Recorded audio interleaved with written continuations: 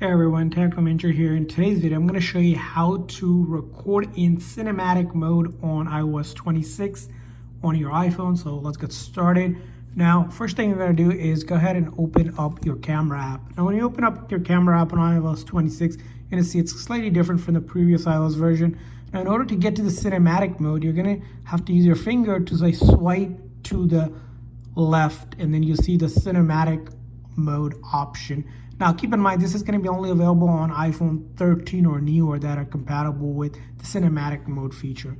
Now, when it comes to recording, you have the option to zoom in and out, and then you can also adjust the resolution and the frame rate. You could do HD or 4K, and then 20 frames per second or 30 frames per second on your device, depending on the device you have. And once you're ready, just tap on it.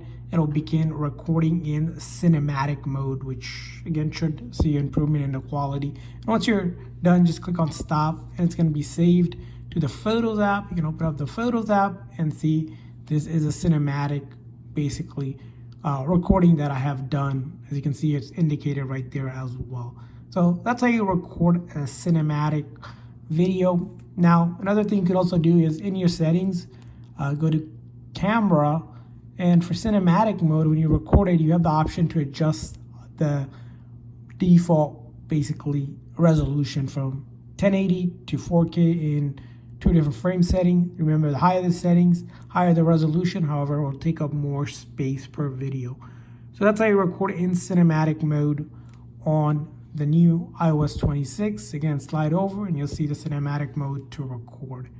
I hope this video was helpful, so please consider a like and subscribe button for more tips and tricks. I'll see you guys next time.